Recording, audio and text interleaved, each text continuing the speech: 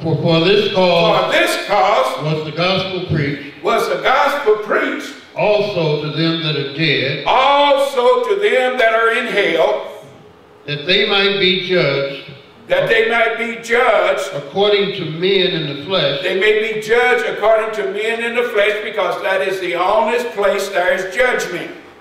There is no judgment outside of the flesh. You understand this?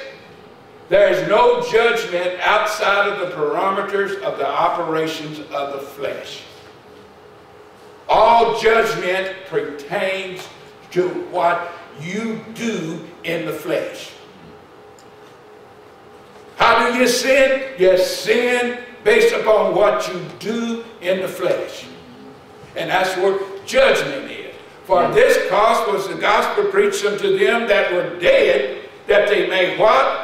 Live. They may be judged. According to men in the flesh. Be judged according to men in the flesh. But live according to God in the Spirit. Because they can't change. They are eternal spirits, and they have to live unto God in the Spirit, even though they're in hell. Now, what does that mean? That they're going to live according to God in the Spirit. What does that mean? Because they're going to be judged according to man in the flesh. So he gives them a chance. If they live according to God in the Spirit, they can be saved. But we find that a strong angel one day is going to have the key to that pit that they are reserved in unto the day of judgment. And he is going to open that pit. We find this in the book of Revelation. He is going to open that pit. This strong angel is going to open that pit. And out of that pit will come forth all of the spirits that wants to wreck the remains of humanity. And when they come forth to wreck the remains of humanity, they will add more sin to that sin which put them there in the first place, and will be judged according to man in the flesh. But if they say no to Lucifer, no to Satan, and stay in that pit, and don't come out against humanity in the last days, when they shall be responsible for a third of the death of the population of the earth. If they stay in the pit and don't come out like they did in the book of Revelation, they will be saved. But they can't come out and join Satan. They got to stay there and live according to God in the Spirit, because that's what they are. Now go back to Genesis 6. Let's make this other case. Let's make this other case in Genesis 6. These men took them wives of whoever they pleased, right? All right. Read, what verse is that? 3. Read 4. Verse 3. Verse 4. Verse 4. There were giants in the earth in those days. There were what? Giants. There were giants in the earth in those days. Listen to this. There were giants in the earth in those days. Now, what produced these giants? Huh?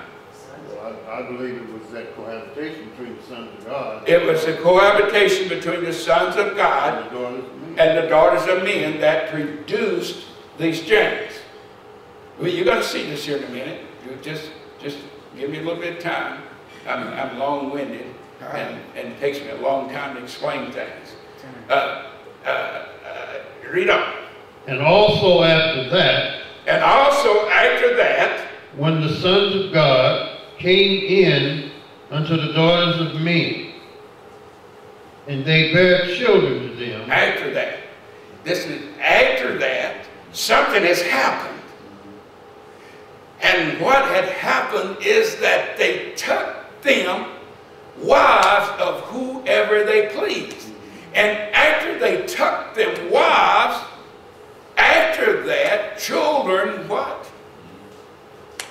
And they bare children to them. They bare children unto them. After that, man had been bearing children ever since Adam. That's right.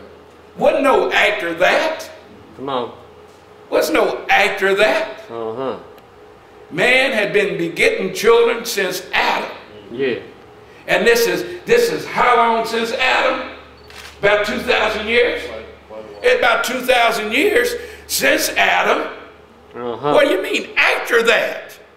Wasn't no after that. The after that refers to after the angels took them wives of whom they pleased. Uh-huh. And after that they had taken wives, they had children by them. Yeah. This thing ain't hard to understand.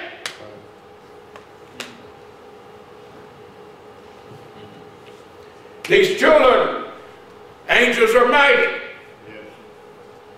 Let the kids tell you. I had a deacon that was arguing the same thing to me one day. This same thing. And I try to walk away. Man, I don't want to argue with you. Get away. I want to argue with you because you just don't see this thing. And I go over to the sound room. He come in the sound room.